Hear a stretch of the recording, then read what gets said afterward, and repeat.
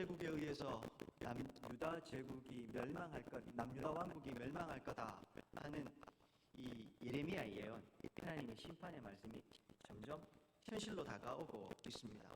특별히 오늘 우리가 읽게 되는 이 34장부터 해서 예레미야서 38장까지는 역사적으로는 그 BC 388년부터 588년부터 586년까지, 즉 남유다가 586년 4월에 망하거든요. 그 망한 시기까지를 그리고 있는 이야기입니다. 물론 중간에 35장과 36장에 가면 갑자기 뜬금없이 여호야김 시대 이야기가 등장을 하긴 합니다.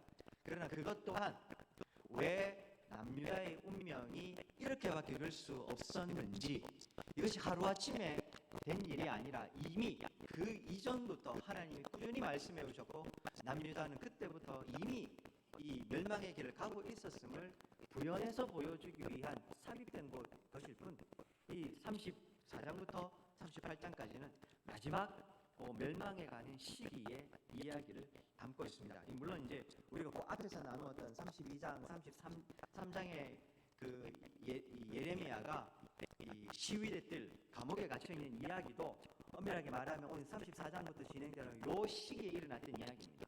그러나 그 32장, 33장의 이야기는 그 시위대 뜰 안에 있었던 이야기만 딱 묶어서 이야기를 했다면, 이제 34장부터는 38장까지 그 멸망에 가는 그 시대에 있었던 이야기를 좀 풀어놓고 있습니다. 신실하게 하나님의 말씀을 전하는 선지자, 근데 그 선지자의 말을 듣지 않고 여전히 멸망을 향해 나아가는 이 남유다 왕국의 모습을 적나라하게 그리고 있습니다. 본문을 좀 보시겠습니다. 먼저 1절과 3절 보십시오. 역시나 우리가 뭐 이 어려운 내용이 없습니다. 오늘 본문에는 이미 앞부분에서 이야기했던 그 하나님께서 바벨론 왕 느부갓네살을 통해서 유다 너희를 심판하실 거다, 그 내용을 하나님께서 예레미야를 통해서 확인해 주고 계십니다. 1절, 바벨론의 느부갓네살 왕과 그의 모든 군대와 그의 통치하에 있는 땅의 모든 나라와 모든 백성이 예루살렘과 그 모든 성읍을 칠 때에 말씀이 여호와께로부터 예레미야에게 임하고 있습니다. 느부갓네살은 유다를 총 4번에 걸쳐서 침공을 했거든요. 1차, 2차, 3차, 4차 침공이 있는데 오늘 본문의 이야기는 4차 침공의 이야기입니다. 즉, 요 침공으로 유다가 멸망을 하게 됩니다. 그때 멸망을 고 마지막 쳐들어왔을 때에 하나님의 말씀이 예레미야를 통해서 주어지고 있습니다. 2절, 이스라엘의 하나님 여호와께서 말씀하십니다. 너는 예레미야죠. 가서 유다의 시드기야 왕에게 말하라. 무엇을? 여호와의 말씀에 보라, 내가 이 성을 바벨론 왕의 손에 넘기리니 그가 이 성을 불살릴 것이다. 예루살렘이 불탈 것이라고 이야기를 합니다. 3절, 네가 그의 손에서 벗어나지 못하고, 여기서 말하는 내가 누굽니까? 시드기야 왕입니다. 시드기야 왕, 너는 그 바벨론 왕 느부갓네살의 손에서 벗어나지 못하고 반드시 사로잡혀 그의 손에 넘겨져서 너 시드기야 왕, 너의 눈은 바벨론 왕의 눈을 보고 그의 입은 느부갓네살의 입은 너의 입을 마주대하여 말할 것이요 너는 시드기야 왕, 너는 바벨론으로 가게 될 거다, 붙잡혀가게 될 거다, 그렇게 이야기를 합니다.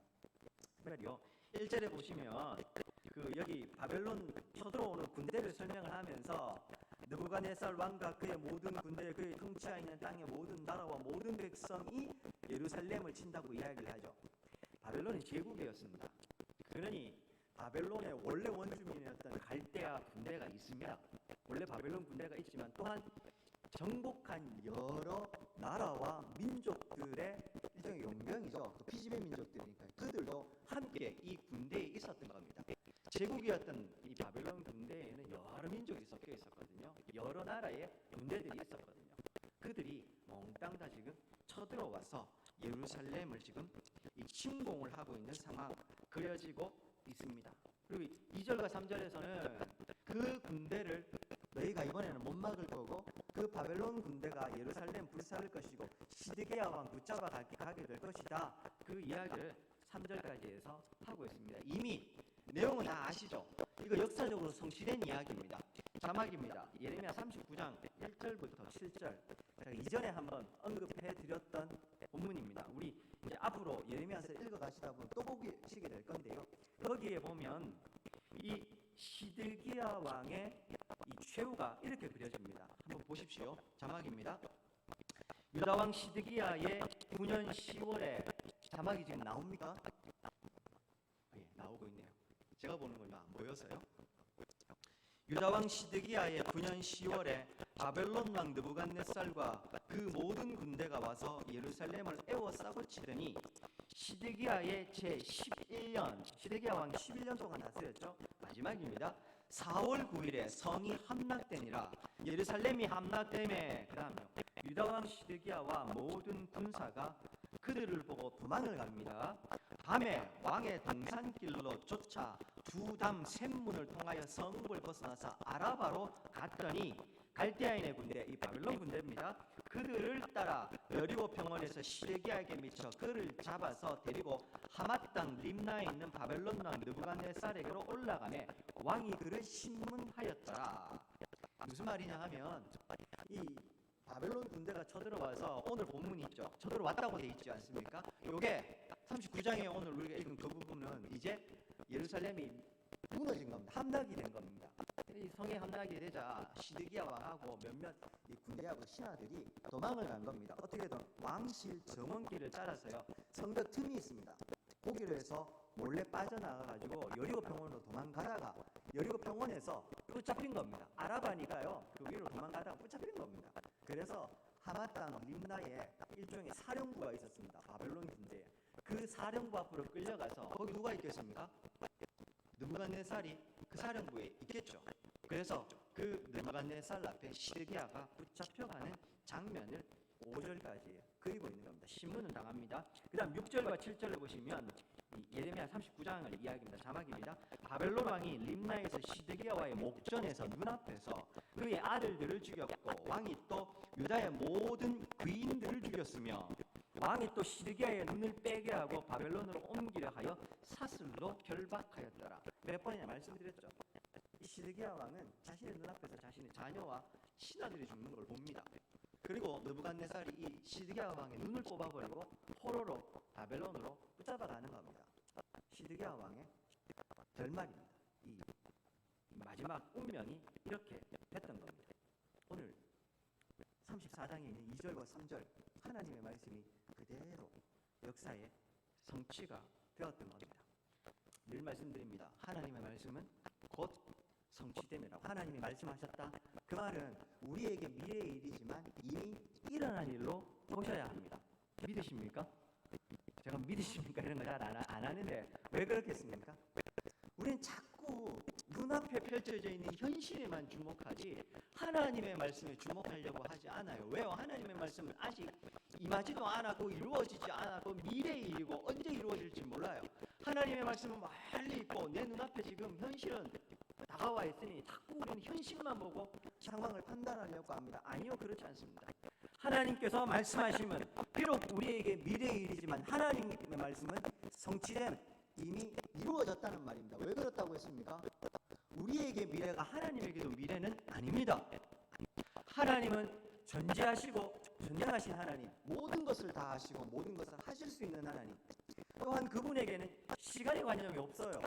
과거나 현재나 미래나 모든 것이 하나님의 눈에는 하나로 보이죠. 우리의 미래의 일이지만 하나님은 그 미래의 일을 이미 현재로 보고 계시고 말씀을 하신 겁니다. 그러니 하나님의 말씀이 이미 성취되었다고 말하는 겁니다. 이게 영원한 현재 이렇게 표현합니다. 하나님의 말씀은 늘 현재인 겁니다. 우리에게 미래가 될 수 있지만 그 말씀은 이루어지는구나. 내 현실과 하나님의 말씀이 충돌하면 성도가 무엇을 더 믿어야 하겠습니까? 당연히 하나님의 말씀입니다. 하나님의 말씀은 변함이 없고 한결같습니다. 내 눈앞의 현실은 늘 가변적으로 움직이기 때문에 그렇습니다. 또 자막입니다. 이사야서 40장 7절 8절 유명한 말씀이죠. 풀은 마르고 꽃은 시듬은 여호와의 기운이 그 위에 붐이라 이 백성은 실로 풀이로다. 풀은 마르고 꽃은 시드나 우리 하나님의 말씀은 영영이 서리라. 그 주님의 말씀을 붙잡는 오늘 주일이 되면 좋겠습니다. 이어서 4절과 5절 보십시오. 이런 와중에도 하나님께서 시드기야 왕에게 최소한의 은혜를 베풀어 주십니다. 4절 보십시오. 그러나 유다의 시드기야 왕이여 여호와의 말씀을 들으라. 여호와께서 너에게 말씀하시는데 뭐라고 말씀하십니까? 너는 칼에 죽지는 않는다. 네 눈앞에서 네 자녀들도 죽고 신하들도 죽고 다 죽을 거지만 너는 칼에 죽지 않을 것이다. 5절 평안히 죽을 것이며 사람들이 백성들이요 너보다 먼저 있은 내 조상들 곧 선왕들에게 분향하던 것 같이 내게 분향하며 너를 위하여 애통하기를 슬프라 주여 하리니 이는 내가 말하였습니다. 여호와의 말씀이 무슨 말입니까? 비참하게 죽지 않는다 이 말이고요. 뿐만 아니라 백성들이 너를 기억해서 네가 죽었을 때 너 이전의 조상들 많은 왕들을 분향하고 애도했던 것처럼 너도 애도할 거다. 네가 정상적인 죽음을 맞이할 거다. 그 이야기를 하고 있는 겁니다. 비록 시드기야가 하나님 앞에 순종하지 않았고 불순종한 악한 왕이었을 때 하나님이 그 시드기야에게 최소한의 은혜를 베풀고 있는 겁니다. 역사적으로도 시드기야 왕은 칼로 죽지 않았습니다. 포로로 끌려가서 감옥에서 죽었다고 알려집니다. 성경에는 시드기야의 그 이후의 운명에 대해서는 안 나옵니다. 다만 이제 역사적으로 이제 살펴보니 그가 아마 그 시드기야가 감옥에서 죽었을 거다 그렇게 이야기를 합니다. 그런데 39장에서 우리 아까 자막으로 봤던 거 보면 분명히 오늘 본문의 5절에 보면 시드기야 왕 보고 평안히 죽을 것이다 이렇게 이야기를 합니다. 사람들도 애곡할 것이다 이렇게 이야기를 합니다. 여기서 평안히 죽는다라고 말할 때요, 이 평안이 우리가 잘 알고 있는 샬롬입니다. 그러니까 시드기야 왕에게 하나님께서 너에게는 샬롬의 은혜가 있을 거다 이렇게 말씀하신 거예요. 근데 우리가 아까 읽었던 예레미야 39장의 시드기야 왕의 최후를 보면 그게 과연 샬롬이라고 말할 수 있을까? 우리가 보통 샬롬은 유대인들 사이에 인사로 알고 있습니다. 맞습니다. 평화, 평강 이런 의미입니다. 그런데요, 이 샬롬이라는 단어의 원래적인 의미는 보다 의미가 깊이 또 그리고 폭넓게 사용되는 단어입니다. 이 유대인들이요 보통 최고의 축복의 상태를 표현할 때 샬롬이라는 이 단어를 가지고 옵니다. 완벽한 조화를 이루고 있는 어떤 상태, 그것을 일컫는 말이 샬롬이거든요. 완벽하게 조화를 이루어 있는 어떤 상태를 이끌을 때 샬롬이라면요, 그래 결국 그게 그 샬롬은 축복이 되는 거죠. 사실 그렇지 않습니까? 모든 것이 넘치면 좋다고 생각하지만 넘쳐서 좋지 않는 거 한두 가지가 아닙니다. 인간에게 넘쳐서 좋은 건 하나님의 은혜밖에 없습니다. 그렇지 않습니까?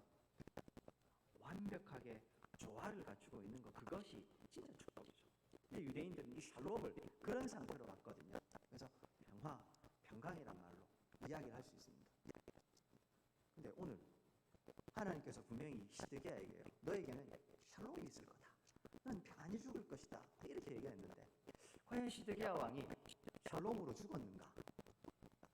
두 가지로 해석이 가능합니다. 최소한 시드기야는 바벨론 왕 느부갓네살 앞에서 칼로 목베임 당하지 않았으니 말 그대로 시체가 이렇게 뭐라고 해야 될까? 이 평야에 버려져서요 짐승의 밥이 되지 않았으니 그것만으로도 그에게 평안히 죽음이 임했다. 뭐 이렇게 볼 수 있습니다. 그리고 또 하나, 어쩌면 여기서 하나님의 마음을 좀 봅니다. 하나님께서 아직 일어나지 않은 일이기 때문에 너에게 마지막까지 평강을 허락해 줄 것이니 최소한 지금이라도 하나님의 말씀을 듣고 돌아오라는 겁니다. 이미 하나님께서 작정하신 이 심판을 벗어날 길은 없지만 최소한 시드기야 왕 너만이라도 지금 이 상황에서라도 돌아오라는 겁니다. 그러면 너에게 최소한 샬롬을 허락해 주겠다. 나라는 어떻게 내가 할 수 없지만 너에게는 샬롬을 허락해 주겠다. 하나님이 그 말씀을 하고 계시는 것이죠. 해석이 가능합니다. 어느 쪽을 보든지 간에 뭐 다 해석이 가능합니다만 우리는 여기서요 역시나 하나님의 은혜의 마음, 우리를 향한 애타는 마음을 보게 됩니다. 자녀에게요 매를 드실 때 죄송합니다 이런 표현을 써서요 죽어라 하고 패시는 분 있습니까? 없으시지 않습니까? 매를 들었지만 마지막 이 때릴 때까지도요 때릴까 말까 고민하는 게 부모의 마음 아닙니까? 때리는 순간에도 뉘우치고 돌아가기를 바라는 게 그게 부모의 마음입니다. 하나님께서 인생을 향해서 채찍을 드시고 막대기를 드실 수 있지만 그게 우리 보고 죽으라고 하시는 것 아니지 않습니까? 살라고 하시는 겁니다. 지금이라도 깨닫고 돌아오기를 원하시는 하나님의 마음이 여기 있는 겁니다. 끝까지 기대를 저버리지 않는 그 부모의 마음이 하나님의 마음인 것입니다. 사랑하는 여러분, 제가 예레미야서 설교하면서 계속해서 말씀을 드립니다. 이런 하나님의 마음을 우리가 좀 알았으면 합니다. 그러니까요, 인생에 문제가 생기면 엉뚱한 곳에 가서 엉뚱한 곳에서 답을 찾지 마시고 이렇게 끝까지 우리를 기다리고 계시는 하나님께로 오셔야 됩니다. 시드기야 왕이 이 순간에도 나라가 지금 풍전등하지 않습니까? 망하기 직전입니다. 애굽으로 사신을 보내고 다른 데로 사신을 보내고 군사를 정대하고 할 일이 아닙니다. 하나님께로 가서 하나님, 지금이라도 우리를 긍휼히 여겨주십시오. 그게 사는 길이었습니다. 마찬가지입니다. 우리 인생에 어떤 일이 있든지 간에 하나님의 옷자락, 하나님께로 나와서 그 옷자락 붙잡는 인생에게 소망이 있는 겁니다. 늘 말씀드립니다. 숨만 쉬어도 좋으니 하나님의 은혜 가운데 좀 머물러 계십시오. 왜 그렇게 빨리 하나님을 떠나는지 모르겠습니다. 고난이 오고 어려움이 오면 제일 먼저 우리의 손 놓아버리는 게 하나님을 향한 우리의 마음부터 놓아버립니다. 하나님, 나한테 이러실 수 없다는 거죠. 나한테 이런 일이 일어나는 일이 나는 이해할 수 없다는 거죠. 그러면서 하나님을 떠나버립니다. 마지막까지 의지하고 마지막까지 의지해야 될 분이 하나님인데, 이상하게도 우리는 고난이 오고 어려움이 오면, 내가 이해 못하는 고난이 오면 하나님을 제일 먼저 떠나버립니다. 안타까운 일입니다. 문제가 생기면 성전으로 나와야죠. 문제가 생기면 교회부터 안 나오고 기도부터 끊어버리는 거, 말씀도 뭐가 아무것도 안 들어온답니다. 사는 길이 말씀에 있고 사는 길이 하나님 앞에 있는데 말씀도 안 보이고 기도도 안 되면 어떡하라는 말입니까? 그래서 말씀드린 거 아닙니까? 그래도 좋으니, 말씀이 눈에 안 들어오고 기도가 안 나가도 좋으니 우리 예수님 옷자락만이라도 붙잡고 계시라고요. 그게 성도가 사는 길입니다. 그리고 또 한 가지, 우리에게만 적용할 일이 아닙니다. 우리나라가 2000년대 들어와서요, OECD 가입국 중에서 자살률이 항상 최상위권입니다. 아십니까? 산업재해도 최상위권입니다. 산업 현장에서 재해로 몸이 다치거나 사망하는 사람도 최상위권이고요. 자살하는 사람들의 비율도 2000년대 이후로 최상위권입니다. 이 순위가 매년 변동이 되는데요. 근데 거의 1위 자리를 놓치지 않고 있습니다. 자살률도 1위, 자살해서 사망하는 율도 1위. 더 안타까운 건 2010년 이후의 통계 자료를 좀 보니까요, 젊은 층 20대, 30대, 심지어 10대까지 이 자살률이 가파르게 올라가고 있다고 합니다. 혹시 알고 계셨습니까? 누군가를 탓하기 이전에요, 이 상황들만 좀 놓고 우리가 좀 보아야 할 것 같습니다. 이런 통계를 볼 때마다요, 마음이 얼마나 무거운지 모릅니다. 과연 교회에 이 교세만을 자랑하고 교회에 교회 건물 짓고 이런 것만을 자랑할 때인가, 그런 생각이 듭니다. 한국교회 위기라고 얘기하는데 제가 보기에는요, 이 자살률이 올라가는 이 모습을 보고 있으면 옛날부터 한국교회는 위기였던 건 아닐까, 그런 생각이 듭니다. 한국교회 복음화율이 얼마고 교인이 얼마고라고 말하는데요, 그 많은 사람들이 정말 내 주변에 있는 사람들, 아직 하나님의 이 복음, 하나님의 이 은혜에 대해서 알지 못하는 사람들에게 이것을 제대로 말하고 가르쳐 주었다면 한국 사회에 이런 비참한 비극들이 계속해서 일어나고 있을 수 있는 것인지 물어야 하는 겁니다. 교회 건물을 자랑하기 이전에, 교세를 자랑하기 이전에 한국교회가 정말 이 시대와 이 나라와 민족 가운데 소금과 빛의 역할을 감당하고 있고 복음을 복음대로 그들에게 전해주고 있는지, 예수 그리스도가 참된 은혜요, 구원이요, 생명이요, 소망임을 말해주고 있는지 진지하게 물어야 하는 겁니다. 복음이 생명이고 능력이라는 얘기를 제가 자주 드립니다.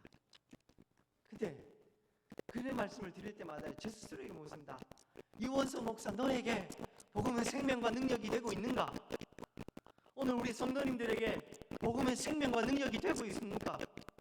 오늘 이 예수 그리스도의 하나님께서 오늘 우리에게 말씀하시는 이 은혜와 사랑이 우리에게 먼저 깊이 각인되고 있고 누리고 있습니까? 나아가서 내 주변의 사람들에게 이 복음의 은혜에 대해서 말하고 있는지, 제대로 가르쳐주고 있는지 좀 물어야 합니다. 거창하게 이야기하지 않아도요, 군위 지역 전체가 사는 것이 군위 장로교회 성도들 때문이다, 이런 이야기가 우리에게 좀 들려지면 좋겠습니다. 우리가요, 지역사회 가운데 뭐 대단한 영향력을 발휘한, 그래서가 아니고 한 분 한 분이 하나님의 말씀 가운데 깨어서 근신하며 말씀대로 살아가고 복음을 전하고 생명을 전해줘서 죽었던 영혼이 살아나는 일들이 생기고 우울했던 세상이 바뀌는 것 때문에, 그래서 세상 사람들은 몰라줘도 하나님이 보시기에 군인은 군이 장로교회 때문에 살고 있다, 이런 하나님의 평가를 좀 받을 수 있으면 좋겠습니다. 소금과 빛이 되어야 된다고 이야기를 하는데 우리가 얼마나 소금과 빛이 되고 있는지도 묻고 싶습니다. 진지하게 고민해야 될 때입니다. 뉴스에 나오는 통계들을 보면서요, 그것이 우리의 기도 제목이 되어야 되는 겁니다. 혀끌끌 차면서요, 저부터 반성합니다. 비판하고 욕하기만 급급했지 그 기도가 저의 기도 제목이 되지 못했던 거 저도 인정합니다. 우리 뉴스에 나오는 우울한 소식들, 아픈 소식들 볼 때마다 그게 우리의 기도 제목이 되어야 되는 겁니다. 저 사람 욕하면서 비난하기 전에 그렇게 된 것에 우리의 이 말씀대로 살지 못하고 은혜를 제대로 그들에게 보여주지 못한 우리의 탓이 있음을 고백해야 하는 겁니다. 참된 샬롬, 참된 은혜를 보여주어야 하지 않겠습니까? 바라고 소망하기는 저도 그렇고 우리 성도님들도 그렇고요, 이 지역사회를 하나님의 말씀으로 좀 살릴 수 있으면 좋겠습니다. 제가 몇 년 전 왔을 때 말씀드렸죠. 우리 성도님들은 다 아시는데 또 말씀드릴게요. 제발 우리 어르신들도 그렇고요, 친절하게 대합시다. 제가 처음에 와서 놀랬던 게요, 그 어떤 병원을 가도 가게를 가도 왜 그렇게 불친절하고 퉁명스러운지 몰랐어요. 뭐 말도 뭐 이게 말을 놓는 건지 높이는 건지도 모르겠고, 처음 보는데 저를 어떻게 아시길래 저한테 말을 놓는 분들도 있고, 가게를 갔는데 병원을 갔는데 왜 그런가 마음이 너무 안 좋았어요. 1년쯤 지나고 알았습니다. 오시는 분들이요, 다 말을 놓고 다 무례하기도 해요. 서로 마음이 상처가 나고 서로가요, 그래서 더 마음이 다치는 겁니다. 제가 지금 아주 작은 것 한 가지만 말씀을 드렸죠. 그것 이외에도 제가 지금 무슨 이야기 하고 있습니까? 복음과 은혜에 대한 이야기를 하고 있습니다. 우리는 너무 거창한 것들만 자꾸 생각해요. 여기서 막 모여서 예배드리고 집회를 하고 전도 집회를 하고 그 생각들만 합니다. 맞아요, 그것도 하나님의 일입니다. 근데 그건 못지않게 우리가 해야 될 중요한 일은요, 내 삶의 현장에 가서 그 사람들을 친절하게 대하는 것. 오늘 그 택배 오시는 분이 있으시면요, 아유 수고 많으시다, 이 겨울에는 따뜻한 물 한 잔이라도 대접할 줄 알고 좀 그럴 수 있어야 되지 않겠습니까? 별것 아닌 듯 보이지만 그 사소한 것에서부터 이 변화가 생기지 않겠습니까? 사랑하는 여러분, 우리 교회가 이 지역 사회를 하나님의 은혜와 사랑으로 바꾸어가는, 군인을 향해서 참된 샬롬을 얘기해 줄 수 있는 교회가 되면 참 좋겠습니다. 마지막 부분입니다. 6절과 7절 이렇게 하나님의 말씀이 주어지자요, 이 시드기야 왕에게 예레미야가 있는 말씀 그대로 다 전달합니다. 보십시오. 6절 선지자 예레미야가 이 모든 말씀을 예루살렘에서 유다의 시드기야 왕에게 아뢰니라. 그리고 7절 그때에 바벨론의 왕의 군대가 예루살렘과 유다에 남은 모든 성읍들을 쳤습니다. 그리고 라기스와 아세가라 하는 유다의 경과 성읍 중에 이것들만 남았다. 여기 라기스와 아세가는요, 예루살렘 남서쪽으로 30km, 40km쯤 떨어져 있는 예루살렘 성을 방비하는 최후의 보루와 같은 보급선이기도 했고, 예루살렘에서 뻗어나갈 수 있는 최후의 방어선 같은 곳이었습니다. 근데 거기만 지금 남았고 다른 모든 곳이 다 점령되어 있는 상황이었다고 이야기합니다. 그리고 그 상황에 예레미야는 지금 가서 시드기야 왕에게 하나님의 말씀을 전하고 있었다. 짧게 적혀 있지만요.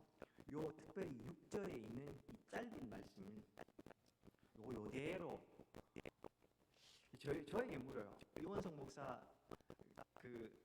제가 요 6절에 있는 말씀을 그대로 과연 시드기야 왕에게 할 수 있을까? 여러분들이라면 하실 수 있겠습니까?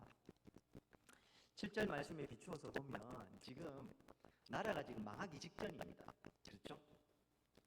특별히 그 7절 제일 마지막 부분에요. 견고한 성읍 중에 이것들만 남았음이더라 이렇게 얘기죠.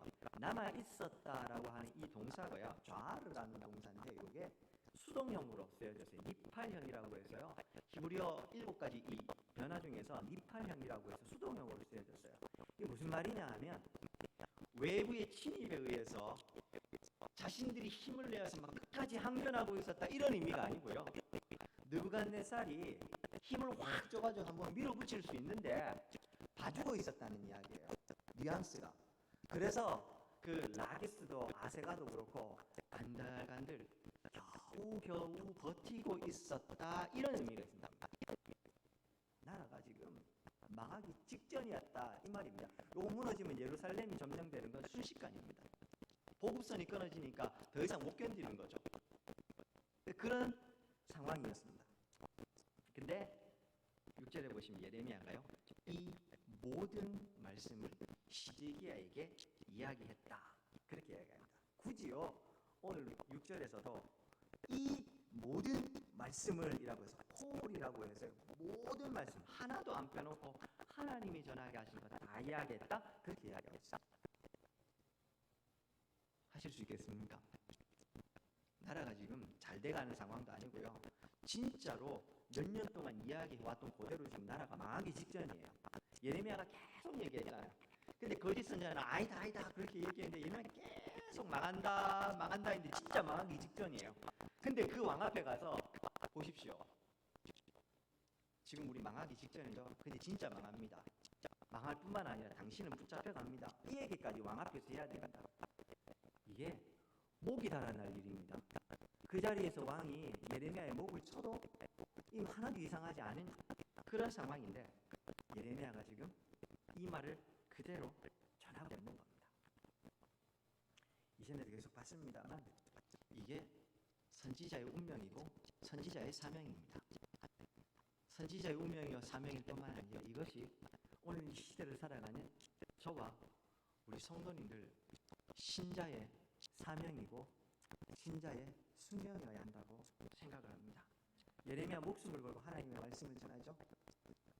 자살률 1위를 달리고 있는 이 나라와 민족 앞에 교회가 할 수 있는 유일한 길은 우리도 목숨 걸고 그 말씀을 전하는 거 그것밖에 없다 생각합니다.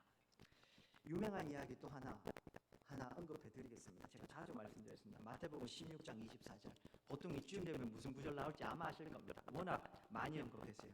이에 예수께서 제자들에게 이르시되 누구든지 나를 따라오려거든 자기를 부인하고 자기 십자가를 지고 나를 따를 것이니라. 자기를 부인하고 그 다음 자기 십자가 지고 나를 따라오라. 십자가 지고 따라간다는 거 누구나 다 아는 이야기입니다.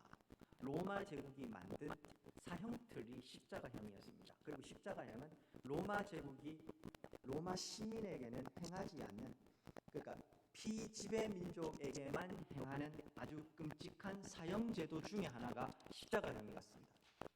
십자가 지고 나를 따라오라 이 말을 할 때 예수님이 말씀을 하실 때 그 시대의 사람들은 이게 무슨 의미인지 다 알았다는 말씀을 몇 번이나 드렸습니다. 죽으러 가자는 이야기입니다. 누구든지 나를 따라오려거든 너희들도 나하고 똑같이 십자가 지고 죽어야 돼. 그 이야기를 예수님이 하신 겁니다. 예레미야는 오늘 하나님의 말씀을 전하기 위해 목숨을 걸었다고 해서 대단한 신앙이라 말할 수 있습니다. 근데 신약 시대를 따라 살아가는 예수 그리스도를 구주로 알고 예수 그리스도가 머리가 되시고 그 지체로 이루어져 있는 교회인 몸인 우리들 또한 이 시대를 살아갈 때 십자가 지고 목숨 걸고 따라가야 한다고 예수님이 말씀하셨던 겁니다. 예레미야는 특별한 사명을 가진 사람이고 우리는 그러니까 예레미야는 대단한 사람, 우리는 그렇게 못해요가 아닙니다. 우리 또한 그렇게 살아야 한다는 말입니다. 한 걸음 더 나아가서 그래요. 목사님 때가 되면 제가 한 번은 목숨 한번 내놓죠. 아닙니다. 때가 되면이 아니고 누구든지 나를 따라오려거든 자기를 부인하고 자기 십자가 지고 따라오라고 이야기를 합니다. 한 번만 지라는 게 아니고 십자가 지고 따라오라고 합니다. 죽어야 한다는 말입니다. 순간순간 매일매일 죽어야 한다는 말입니다. 우리가 예수 그리스도를 따라서 이 신앙의 여정을 걸어갈 때 어떻게 살아야 될지를 다시 한 번 더 좀 묻고 싶은 겁니다. 예레미야는 특별한 사명의 선지자고 우리는 아니다. 아니요. 우리 모두가 사실은 다 오늘 예레미야처럼 그 모든 말씀을 빠짐없이 세상 앞에서 하는 교회, 하는 성도여야 한다는 말입니다. 마지막입니다. 자막입니다. 마태복음 3장 8절에서 10절까지 보면요. 예수님도 이런 말씀을 하십니다. 그러므로 회개에 합당한 열매 맺고 속으로 아브라함이 우리 조상이라 생각하지 말라. 내가 너희에게는 하나님이 능히 이 돌들로도 아브라함이 됐으니 되게 하시. 그 다음 이미 도끼가 나무 뿌리에 놓였으니 좋은 열매 맺지 아니하는 나무마다 찍혀 풀에 던지라. 도끼가 나무 뿌리에 찍혀 있다네요. 임박한 진노, 심판에 관한 이야기입니다. 우리 종말의 때를 살아가고 있다면 깨어 근신하고 이 말씀대로 살아야 하지 않겠습니까? 말씀을 좀 맺겠습니다. 혼란한 시대를 살아가고 있습니다. 오늘 예레미야 시대 혼란했겠죠. 생각해 보십시오. 다른 나라 이 바벨론 제국이 쳐들어와서 지금 나라가 망하기 직전입니다. 예루살렘 안에 있는 그리고 예루살렘 바깥에 있는 사람들 포함해서 얼마나 유다 백성들이 혼란스러웠겠습니까? 오늘날 우리는 또 다른 의미의 혼란한 시대를 살아가고 있습니다. 근데 그 예레미야를 통해서 선포되는 하나님의 말씀은 더 절망적이기까지 합니다. 그렇지 않습니까? 아직은 괜찮다고 생각하느냐? 아니, 성전도 무너질 거고 다윗 왕조도 무너질 거라고 이야기합니다. 지금까지 그들이 믿어왔던 신앙의 기반, 그 민족적 정체성의 기반 자체가 송두리째 흔들리는 이야기를 하나님을 통해서 전달되고 있습니다. 이걸 믿어야 되는지 말아야 되는지 그들이 지금까지 믿고 신뢰해왔던 신앙 전체가 송두리째 흔들리는 순간 도대체 성도가 어디에서 있어야 될지, 우리는 어떻게 해야 될지 오늘 좀 묻고 싶습니다. 사랑하는 여러분, 오늘 하나님의 말씀이 거기서 그치면 정말 우울하기 짝이 없는데 그 심판 너머에 참된 구원과 회복이 있다고 말씀하시지 않습니까? 비록 지금은 아프지만 이 바벨론을 통한 심판을 받아들이라는 겁니다. 지금은 하나님의 말씀대로 사는 것이 내 것 내려놓고 포기하고 다 죽어야 되는 것 같지만 죽어서 죽는 게 아니라는 건 우리는 너무나 잘 알고 있습니다. 예수님이 십자가에 죽으셨기 때문에 오늘 우리가 여기에 있습니다. 죽음으로 끝난 게 아니고 그 사망의 권세 이기시고 부활하셨지 않습니까? 우리 또한 예수님 따라 죽으러 가면 죽는 게 아니고 다시 예수로 살게 될 것을 알지 않습니까? 죽어서 천국 가자 끝이 아니고요. 예수님과 함께 죽어서 예수와 함께 살아서 오늘 이 시대 여기에서 하나님의 나라를 세워가고 천국을 임하게 해야 하는 것, 그것이 성도의 삶입니다. 사랑하는 여러분, 바라고 소망하기는 이 사명의 길을 저와 함께 잘 걸어가실 수 있었으면 좋겠습니다.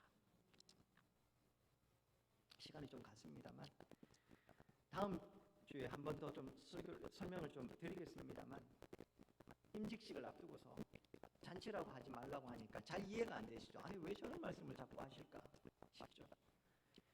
임직을 하는 것은요, 너 나와 함께 죽으러 가자, 특별히 너는 특공대로 죽으러 가자, 그런 의미로 받으셔야 되는 겁니다. 이게 무슨 영광이, 이게 무슨 훈장이 됩니까? 저를 좀 납득시켜 주십시오. 개인이 하나님 앞에 영광일 수는 있습니다. 그건 개인적으로 기뻐하십시오. 그러나 그렇다고 해서 그게 교회 앞에 자랑할 일도 아니고 세상 사람들 앞에 내세울 일도 아니란 말입니다. 받은 직분이 많고 하나님께서 죄송합니다. 높은 직분 세워주시면 영광입니까? 책임이 더 크지 않습니까? 이 땅에서 이원성 목사는 군의 장로교회 성도들 전부 다가 목사님 하면서 살았습니다. 천국 가면 하나님께서도 또 목사님 오셨으면 가실 것 같습니까? 그냥 성도 유언석으로 받으셔서 그 목사의 직분을 얼마나 충성스럽게 감당했는지, 성도들 앞에 목사님 하니까 스스로 마음이 높아져서 혹시 그 자리를 벗어나지는 않았는지 하나님이 그것으로 물으실 겁니다. 저만 그렇습니까? 마찬가지입니다. 직분자 선출하게 되면 선출을 하고 나면 교회가 쪼개진다는 이야기를 너무너무 자주 왜 그래야 합니까? 교회가 쪼개질 때 그렇게 해서 직분 못 받은 사람과 받지 못하는 사람 마음이 서로 갈라지고 했을 때요. 그거 왜 그래야 됩니까? 그 마음이 하나님이 주신 마음입니까? 악한 욕심의 마음입니까? 너무나도 자명하지 않습니까? 신앙의 길이 아닌 걸 신앙인 것처럼 이야기해왔고 잘못된 걸 잘못이라고 말해주지 않았기 때문에 오늘 한국교회가 이런 일 때문에 교회가 갈라지고 주의 몸된 교회가 쪼개지는 일이 벌어지는 겁니다. 예수 그리스도께서 우리를 위해서 어떤 길을 걸어가셨는지 안다면, 우리가 그 길을 쫓아가는 사람인 걸 안다면, 그 길을 더 열심히 쫓으라고 우리에게 직분 주시는 걸 안다면 어떻게 이런 일이 일어날 수 있다는 말입니다. 저를 납득시켜 주십시오. 사랑하는 여러분, 오늘 주께서 우리에게 말씀하시는 교훈을 우리가 좀 마음에 깊이 새기고 들었으면 합니다. 목사님 왜 맨날 주일날 어려운 이야기, 마음이 아픈 이야기만 하시냐고요? 죄송합니다. 저도 축복의 이야기를 해주고 싶습니다. 그런데요, 축복받으라 한다고 해서 축복받는 거 아닙니다. 사람이 그냥 말을 눌러주는 심리적인 안정감만 줄 뿐이죠. 진짜 축복이 뭡니까? 오늘 예레미야서 본문만 놓고 봤어요. 유다 백성들이 진짜 복된 삶으로 나아가는 비결이 뭡니까? 하나님의 심판의 말씀 아프지만 받고 그대로 순종해서 사는 겁니다. 그게 그들이 사는 길이고 축복된 길입니다. 목사가 앞에서 축복 얘기한다고 축복이 가는 게 아니고, 아프지만 내 마음이 무너지지만 아멘으로 하나님의 말씀을 받고 거기에 진짜 사는 길, 진짜 축복의 길이 있지 않겠습니까? 우리 군의장로교회가 참된 축복의 길, 참된 샬롬의 길을 걸어갈 수 있기를 주의 이름으로 축원드립니다.